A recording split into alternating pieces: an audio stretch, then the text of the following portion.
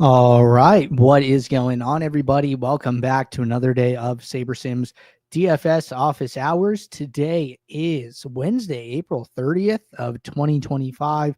And looking ahead here, there was a 4 or 5 game early slate, depending on what site you were playing on for MLB today. Good luck to all of you playing that slate. There is a 9-game MLB main slate later this evening. And then over in the NHL streets, we have a 3-game main slate. And then we have a 2-game main slate for NBA. So plenty of DFS action coming at you guys. We also have golf teeing off tomorrow morning. So I'm sure a lot of people are building their golf lineups today/tonight.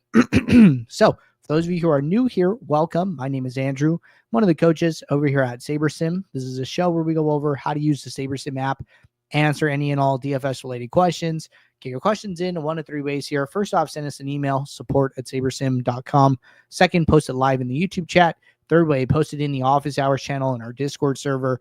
If you're not in our Discord and want to get access to that channel, there's a link in the description of this video. You also get access to our similar channels, individual sport channels, and you get access to the rest of the SaberSim team. Just can't say enough good things about the Discord. But with that said, we do this show Monday through Friday, 4 p.m. Eastern, and then we do this show on Saturdays at 12:30 p.m. Eastern. So tune in any one of those days, get your questions answered. All right. With that said, let's get SaberSim up here. And then let's bring some questions from the Discord over into the YouTube chat. And we will get rolling. So a couple questions here from Ron. Knock these out. And let's just bring them in one at a time. These all kind of seem to piggyback on each other.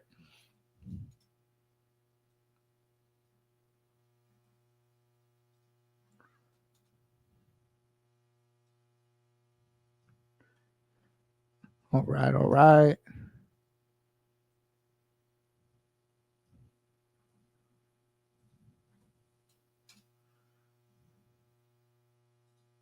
Okay, this last one's on a questions response, but I think we got pretty good place to start here. So I'm going to read through all of these, and then we'll kind of break them down into smaller bits and chunks. So at the beginning, on the starter plan, is it better to not make any adjustments and just run build lineups 15 to 30 minutes before lock? And if so, how do I upload my lineups to 20 plus reserved lineup spaces on handheld? I just want to at least be able to compete. I'm not even cashing small change. I'm on the starter plan. And other than tapping build lineups or running the optimizer, what can you do to get a lineup that will possibly cash anything or even score higher than 360 fantasy points?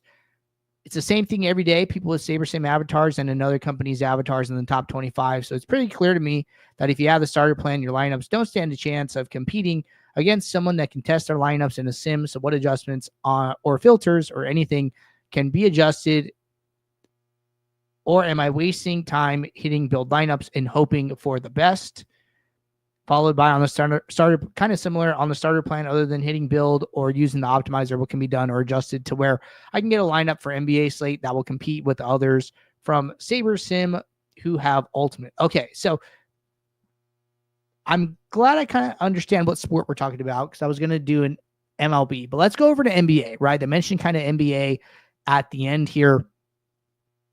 So why don't we go over to today's NBA slate? We'll do a starter demo and we'll kind of talk about this. So a number of like smaller questions within bigger questions. We're going to just kind of poke around here. So first one is, they mentioned, how do I upload my lineups to 20 plus reserved lineups on handheld, right? So talking about like a phone, things like that. If you go over to the top right corner, you go to help. In SaberSim tutorials, we have this video, how to enter your lineups into your contests on mobile/phone. So this has different tutorials for DraftKings, for FanDuel, showing you how to do it on a phone, right? So I'll drop that here in the YouTube chat. That's first kind of smaller question I saw here. Second part, is it better to make any to not make any adjustments and just run build lineups 50 to 30 minutes before lock. In my opinion, and I got to remove this again. In my opinion, no.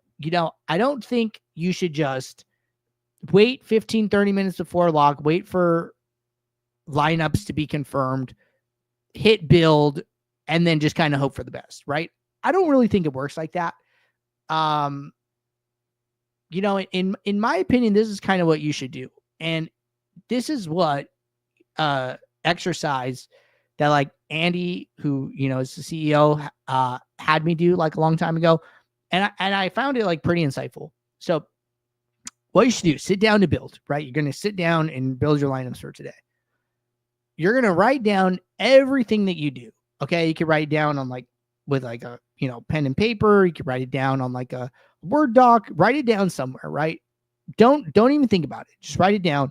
Now, after the slate ends or when you have some time, go back and say, hey, why did I do every single step, right?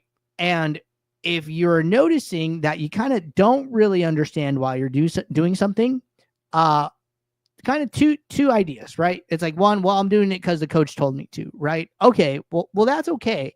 But, maybe there is like some documentation, there's some YouTube videos or something that will kind of help you understand why. Or maybe you could ask questions, right? Like, okay, I'm using mini uniques because you guys told me to. Like, why am I doing that, right? You basically want to be able to justify every step that you're taking. And you want every step to be important, right? And what I learned is that some steps I had stronger reasons for doing. Some steps I had weaker reasons for doing. The weaker reasons I kind of cut out. And the reason for that, well, what that does, right? One, saves me time in like my day-to-day life too. And, commitments outside of DFS. But then two, it gives me more time to focus on the things that I'm good at. So that way I'm never rushing it. That way I can maybe dig a little bit deeper and add more higher value and spend more time doing that, right? So the two kind of things that you get from that. And then the next thing that happens, right, is that you should definitely add this to your process for not doing it every single day. Especially if you're playing on DraftKings, you should be reviewing yesterday's contest, right? Okay, I played the 25-cent 20 max. How did I do? Go and look at your sim ROI. Go and look at the sim ROI of other users in the contest, right? We did this a little bit earlier in the week. That's not what I meant to do. I meant to do this. We did like a pretty cool segment. I think somebody's asking like, hey, like, you guys say review stuff in Flashback and use it, but like, what are you actually looking for? And like, we just went and did that. And we got like some basic takeaways, right? So I think that was on Monday's show. Let me see if I can find that. Yesterday, day before, I'm almost positive it was like at the end of Monday's show. And in case you guys didn't know, our past shows, like if you go into our past live streams, all of the things are timestamped, like all the different discussion points and stuff. So this one here at the bottom, what is the best way to utilize Flashback? What is valuable to take away? We just spent like 9 minutes looking in Flashback at like top sim ROIers and trying to gain ideas that we can use.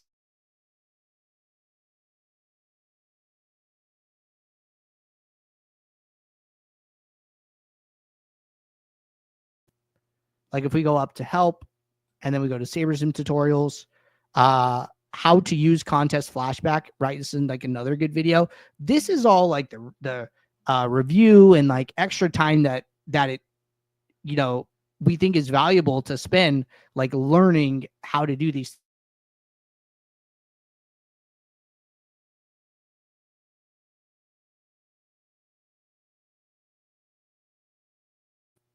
Say it again. So not only are you like writing down your process, right? Okay, you're writing it down, great. And then you're reviewing your results. And then you are either adding or subtracting from that process document that you have down, right? Okay, some of these things I'm doing, maybe they're not working. My sim ROI is not that good.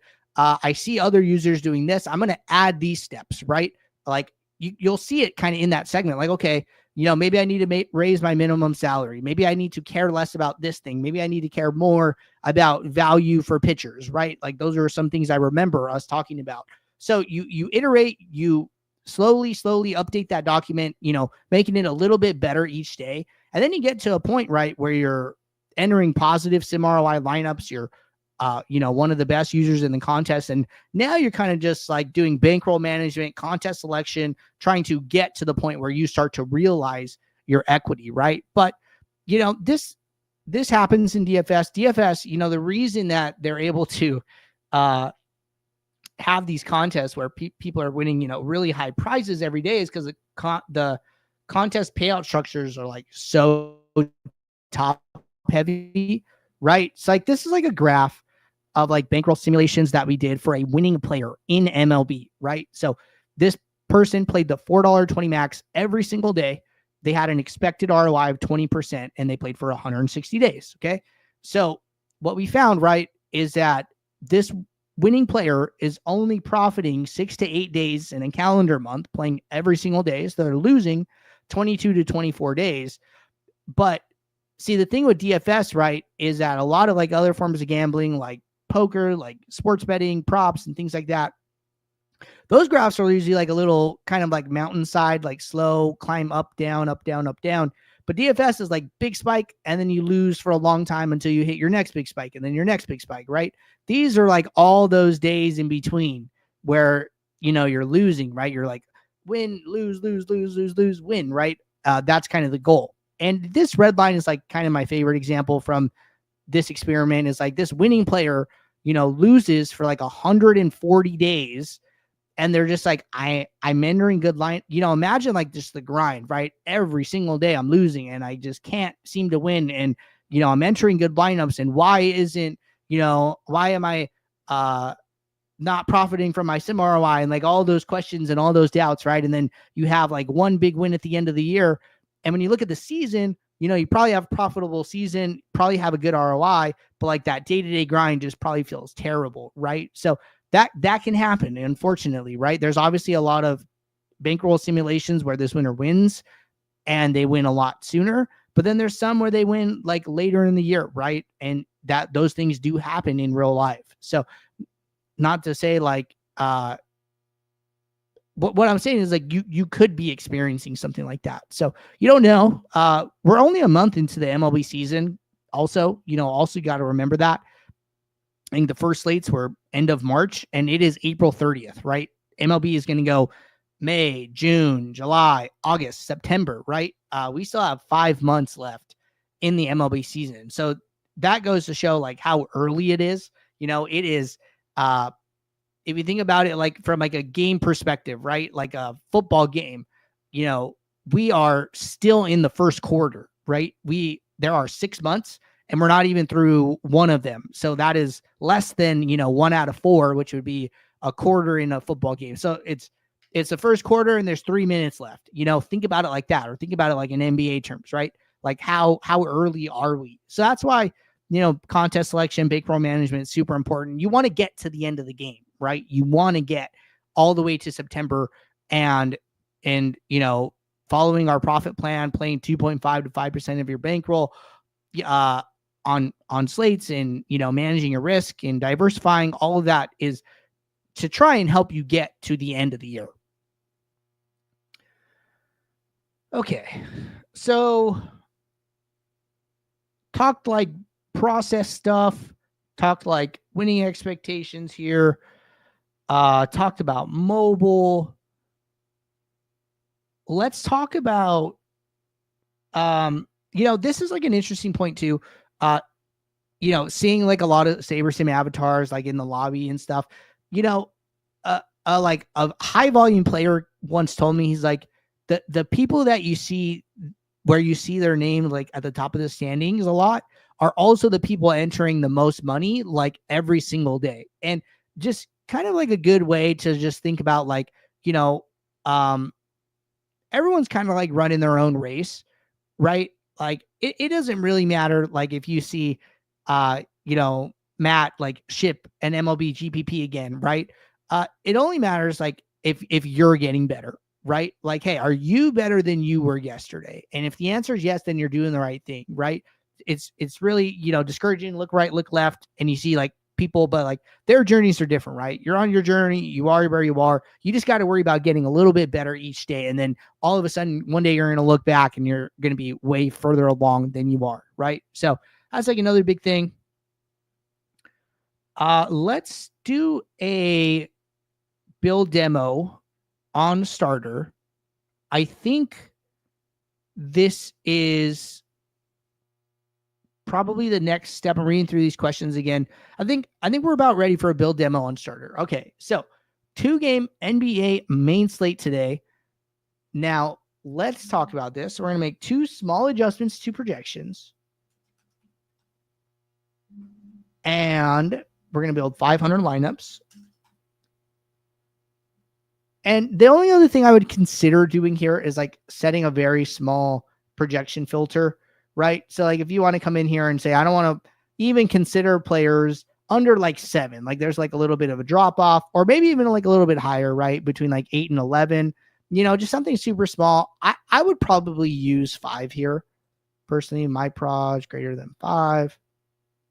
Because like part of this is like just having like a little bit of a feel. Like I've seen Jordan Goodwin play, I've seen Gabe Vincent play, I've seen Vanderbilt play, I've seen Nickeil Alexander-Walker play, right? So, it's a 2-game slate. One of these players could, end up being impactful. So I'm going to leave it. Vanderbilt also has like a 5% ownership. Goodwin has like 5% ownership. I don't really want to get rid of those guys, but Jackson Hayes, 1%, some of these other guys, 0% and stuff, super low projections. These guys have a lot of like, do not participate risk. So I like this where it is, you don't have to do this, but it's something you could consider. I'm not going to set any rules or anything. So here I'm going to leave minimax salary at default. I'm going to leave the sliders at default, and I'm going to kick this off. Okay. So let's let these lineups run.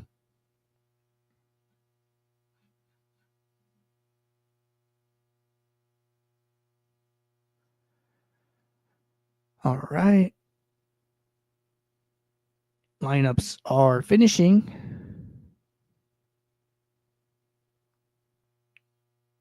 Cool. So we are in the post build. Let's just cancel this contest sim. We're not going to need it.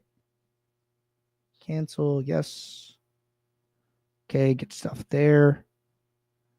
All right. So we're sorting by Saber Score. Big thing with Saber Score, right, is always come in here and select the correct entry size for the contest you are primarily optimizing for. Okay. So like here, for example, it'll correctly designate to small slate versus large slate on its own.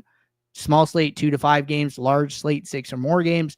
But it is up to you to come in here and figure out what the best size is, right? What the correct one is. 10K to 50K is like the biggest kind of gap. So that's why it defaults to that. Should capture a lot of good contests.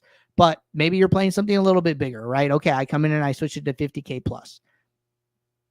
All right, cool. So this is like the part where I was talking about like, okay, you don't want to just do this 15 minutes before, click save and then just kind of go from there, right? I don't think that's the right thing to do.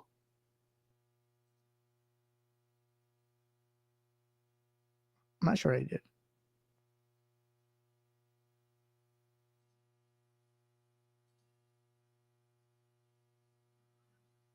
Oh, I just scrolled down. That's what I did. I was super confused. All right. So I'm going to scroll back up here, right? Sorting by Saber Score.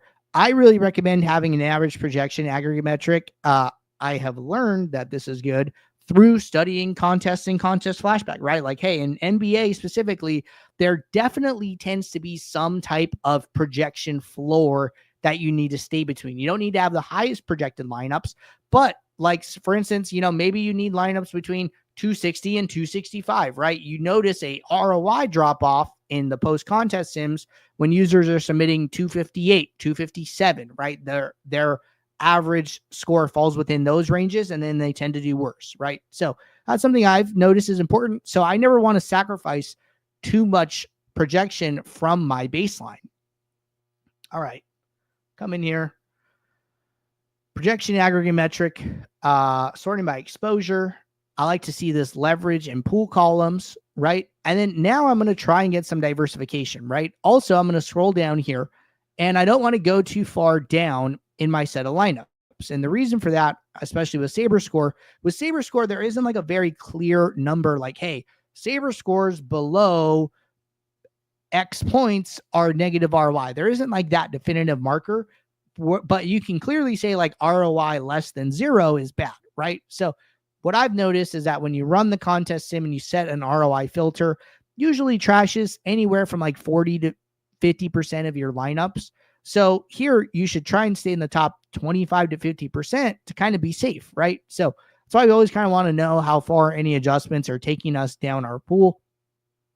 But now I'm going to start trying to get some diversification, right? Spread out some risk, spread out some exposures. So I start increasing it from 1 to 2, from 2 to 3. We started with 263.9 projection. I think it's okay to drop like a couple points. Like I'm not concerned about 262.2, right? I think that's okay. But if I go further, see, like there's a really big drop from like 3 to 4 where I get down to 258. So now we're already down like 5 points projection. Part of this is because it's a 2-game slate. There's not as many players in the player pool. So what I would do here, right, is okay, I see a big drop. I go backwards. Now I go look at my leverages and my exposures and figure out, do I like these? And two, like, are these too much risk for my risk tolerance, right? Okay, come in here. I got some double-digit leverages, got a lot of leverage on LeBron James.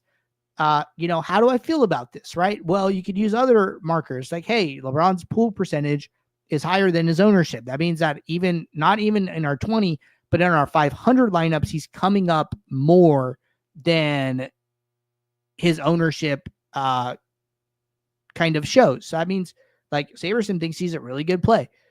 If this is too much for you, there's a couple options, right? Okay, well, I could just change his max exposure with one click, right? Okay, maybe I drop him from 80 to 60, 65 where the other players are. Click apply. My average projection only went down like 0.2, right? When I went from 3 to 4, the average projection went down to 258. So if I'm okay with everybody else except LeBron, well, I could just change LeBron and it has less of an impact on my average projection. That seems kind of like a better option here, right? But maybe you're looking at this, you're like, you know what? There's just way too many players overall with double-digit leverage. I don't want to be this leverage on this many players. Okay, then you could sacrifice the projection for the diversification. But at least at this point, you're making that decision a little bit more consciously. LeBron is the only player over 20% leverage now. All the other players are 10 to 20 range, and this is like a lot flatter. So these are your options, right? You got to figure out which one speaks to you the most, which one vibes with, your kind of player profile as like a DFS player, and go with that. But you have a lot of different routes you can take. All of this is good risk management. The other thing, right, is, hey, how far down in my pool am I? Okay, at 4 uniques, I'm at 189. Okay, this is still within the top 250, right, which is half of 500. So I really wouldn't want to go further than this. If I wanted to prioritize higher ranked lineups, could be a reason to stay at 3.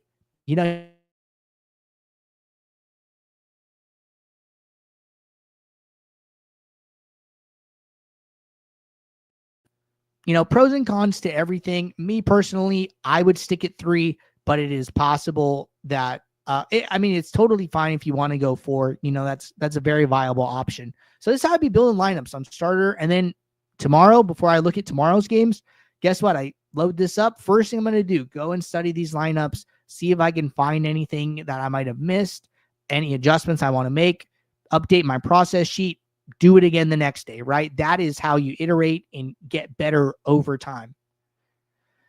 But that's our starter demo for the day. All right.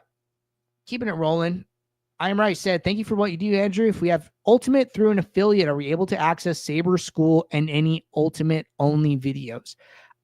Good question. I don't know for sure off the top of my head.